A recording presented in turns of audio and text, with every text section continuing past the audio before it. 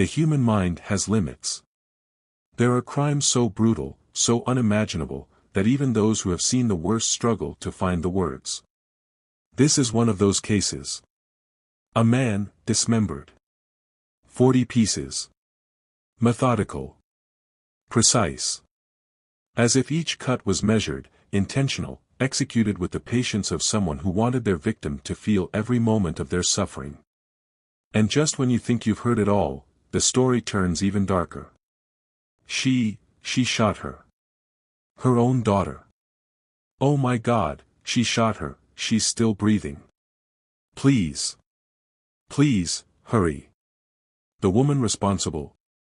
A powerful crime boss. Feared by many. Respected by some. To the outside world, she was a ruthless leader.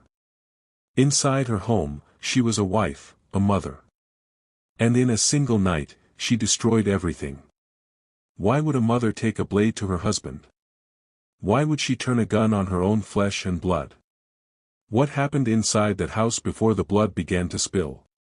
Tonight, we walk into a nightmare that shattered a family, horrified a nation, and left behind a crime scene so disturbing, even those who had seen death before would never forget it. Stay with me, because the truth is even worse than you think. For decades, Valeria Montoya was untouchable. A woman in a world of men, she didn't just survive the ruthless cartel wars, she thrived. Feared for her iron grip on the drug trade, her name was spoken in hushed whispers, a legend in her own right. Her orders were carried out without question. Her enemies disappeared without a trace. And yet, the one thing she couldn't control, was what happened inside her own home. Valeria was raised in the shadows of violence. She learned young that power was earned through fear, respect, and sacrifice. And she carried those lessons into her reign. But beneath the diamond necklaces and silk dresses, behind the walls of her lavish estate, she was more than just the ruthless leader the world saw. She was a wife. A mother. A woman who believed she had built something indestructible. Her husband, Rafael Montoya, was the perfect match. A businessman with an empire of his own, his wealth was just as vast, his influence just as powerful. To the outside world, they were the definition of a power couple. But behind closed doors, Rafael held secrets that would ultimately seal his fate. Unbeknownst to Valeria, Rafael had been playing a dangerous game. His business wasn't just built on cartel money, it was built on information. Information that, if placed in the wrong hands, could dismantle everything Valeria had spent a lifetime protecting. Rafael was more than a husband. More than a businessman. He was an informant. And in her world, there was only one punishment for betrayal. For months, she had been entangled in an affair with someone forbidden. Someone who, if her mother ever found out, could cost her everything. It was only a matter of time before Valeria found out. About Rafael. About Camila. About the lies that had festered within her own home. And when the truth finally reached her, she did what she had always done best. No enemy took her down. No rival cartel ended her reign. It wasn't the DEA, the FBI, or a betrayal from the streets. No, it was betrayal from within. It started with whispers. Nothing more than fragments of suspicion that clung to the edges of Valeria's mind. Camila had always been rebellious, unpredictable. But this? This was different. She had become distant. Jittery. Eyes darting to her phone. Always on edge. And Rafael. Rafael had changed too. There were hushed conversations behind locked doors. Sudden disappearances. The way his hand lingered a second too long on Camila's shoulder.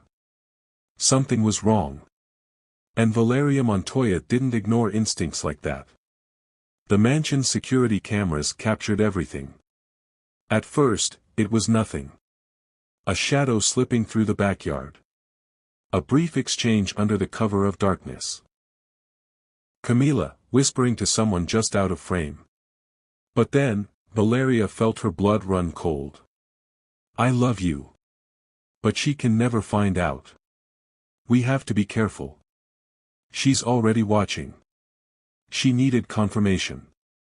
And in her world, there was only one way to get it. He pulls her into an embrace. A lingering touch. A whispered exchange.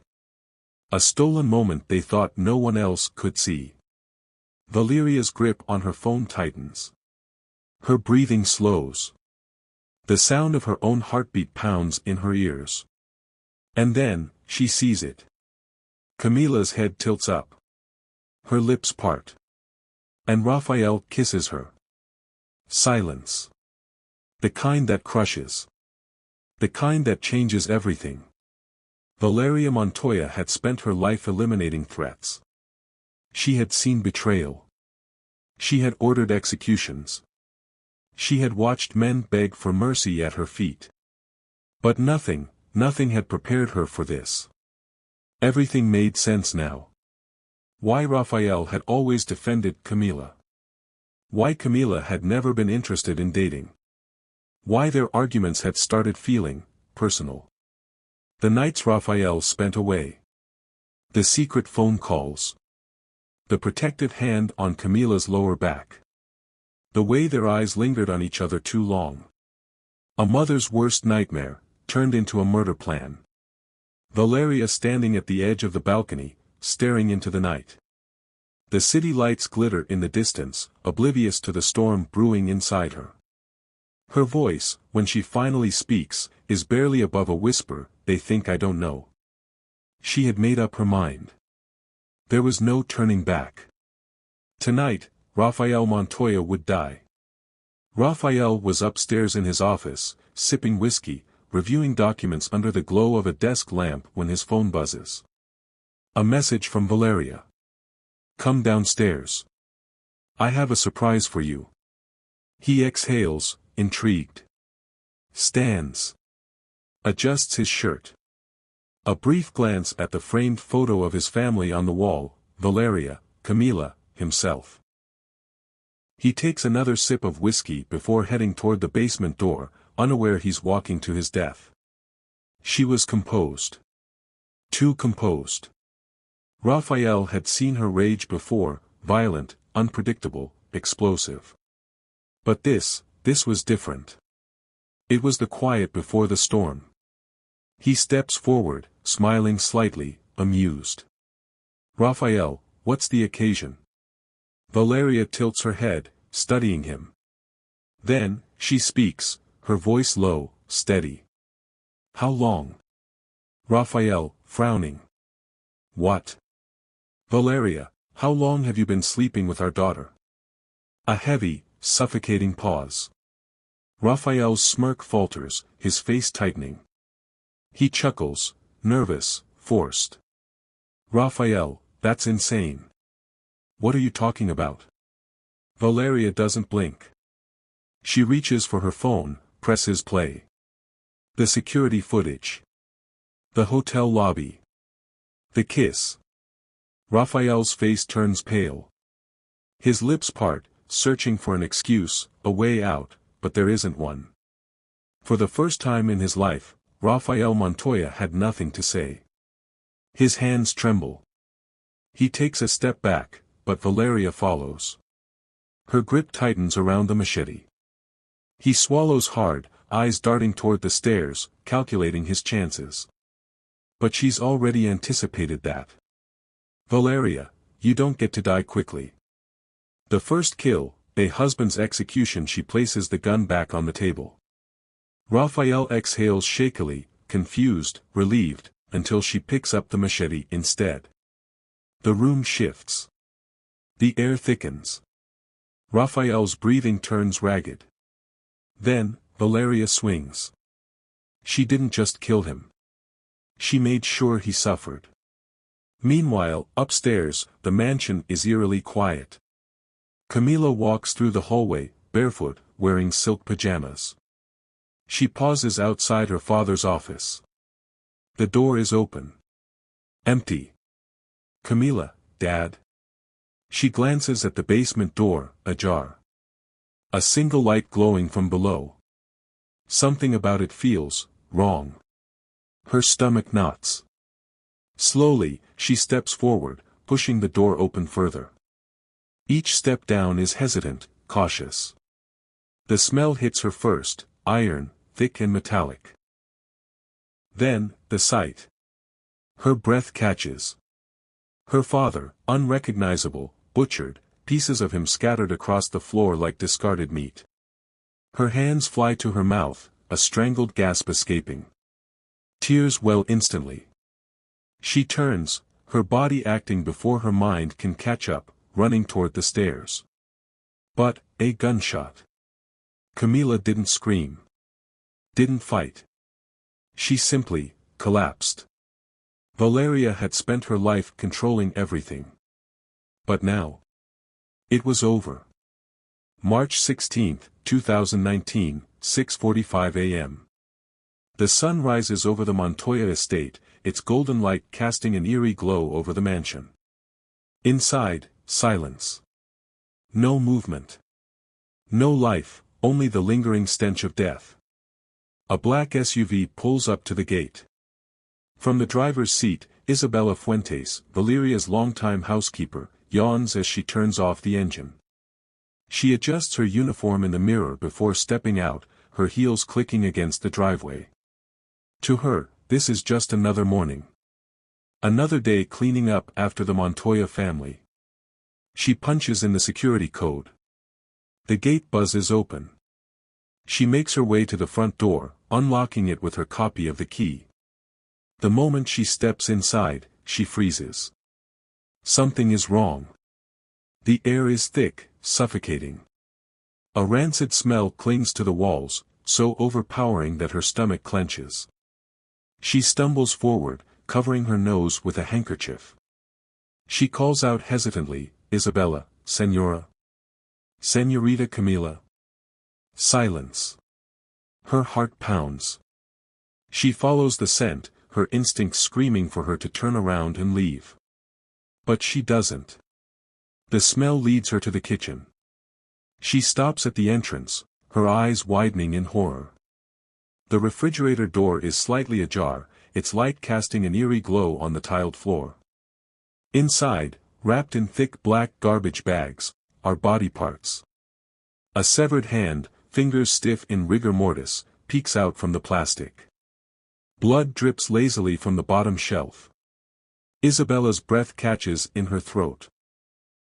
A strangled scream escapes her lips before she stumbles back, hand over her mouth, retching violently onto the floor. Her body shakes as she fumbles for her phone, her trembling fingers dialing emergency services. 911 call transcript operator, 911, what's your emergency? Isabella, hysterical, sobbing, Dios mío, muertos. Muertos en la casa. Sangre, hey sangre por todas partes. Operator, ma'am, please calm down. What's your location? Isabella, Montoya estate, she killed them, Gala los mató. The line crackles. The operator attempts to soothe her, but Isabella barely hears. She backs away from the kitchen, her mind spinning. The only thought pounding through her head, what has Senora Valeria done? March 16, 2019, 7:15 a.m. Police cars screech to a stop outside the estate. Officers spill out, weapons drawn. The housekeeper, still sobbing, collapses onto the front steps as paramedics attempt to calm her. Inside, the investigation begins. Officers gag as they uncover multiple bags in the freezer, each containing dismembered remains. Blood stains the basement floor, congealed and thick. A machete, still slick with flesh and bone, rests on the workbench. The gun, empty, is found on the floor near Camila's body. Crime scene photographs capture the carnage, a father's mutilated corpse, a daughter's lifeless form, and a mother who vanished. One detective, Marco Delgado, stares at the horror before him, exhaling sharply. Detective Delgado, this wasn't a crime of passion. This was an execution. By noon, news of the massacre floods every television station. A nationwide manhunt is issued for Valeria Montoya, now the most wanted woman in Mexico. March 16, 2019, 11:37 p.m. A small luxury hotel on the outskirts of Mexico City. A dimly lit bar, nearly empty. In the corner, a woman sits alone, a bottle of whiskey in front of her. A photograph in her hands. The image, Camila, as a child, smiling with a missing front tooth. Valeria Montoya stares at it, her face unreadable. The bartender eyes her cautiously, he recognizes her from the news. His hands shake as he dials the police. Moments later, officers storm in. Valeria doesn't run. Doesn't resist. She takes one last sip of whiskey before calmly placing her hands on the table. As they cuff her, she speaks softly, as if talking to herself. Valeria, they deserved worse. The officers exchange uneasy glances. Even in chains, she radiates control. The world watches as Valeria Montoya, the feared cartel queen, walks out of the bar, hands bound, her expression unshaken. The trial of Valeria Montoya becomes the most talked about case in Mexico's history. The courtroom is packed. Cameras flash as she is led inside, dressed in an orange jumpsuit, her hands still steady, her face void of emotion. The prosecution paints her as a cold-blooded murderer. The defense attempts to argue temporary insanity. The media is divided, some hail her as a victim of betrayal, others as a monster. Then comes the moment that shakes the courtroom. Mrs. Montoya, do you regret what you did? Valeria leans forward slightly, her voice clear, unwavering. I would do it again. Gasps ripple through the room. The judge's gavel slams down. The jury stares, some in horror, some in awe. Her words make headlines across the world. The butcher of Mexico shows no remorse. Some call her a monster. Others, a tragic legend. Valeria Montoya is sentenced to life in prison without parole. The verdict is final. As she is led away, a reporter shouts over the noise. Reporter, Valeria. Any last words to the public? She pauses, glances at the cameras, then smirks. Betrayal deserves blood. And with that, she disappears through the prison doors, her name forever etched in the annals of crime history. Did she regret it? Or did she believe, even in the darkness of her cell, that justice had been served? As the case of Valeria Montoya settles into the annals of criminal history, experts and the public alike are left with unanswered questions. Was she a woman driven to the edge by betrayal? Or was she always a monster lurking beneath the surface? Psychological breakdown. The mind of Valeria Montoya. Was Valeria a victim of her own violent world? From a young age, Valeria was raised in the shadows of Mexico's brutal cartel wars. She learned that betrayal meant death, that trust was a weakness, and that power came at the cost of morality. Dr. Elena Vargas, a criminal psychologist, believes Valeria's psychopathy was a survival mechanism. Valeria didn't just grow up in violence, she thrived in it. She built an empire where betrayal was punished by death. When the ultimate betrayal came from within, her response wasn't just emotional, it was instinctual. But does instinct justify murder? Did she truly believe she was delivering justice? Some argue that her actions were not just revenge, but an act of control. Rafael's affair with their daughter shattered her identity as a mother and wife, and in a world where control was everything.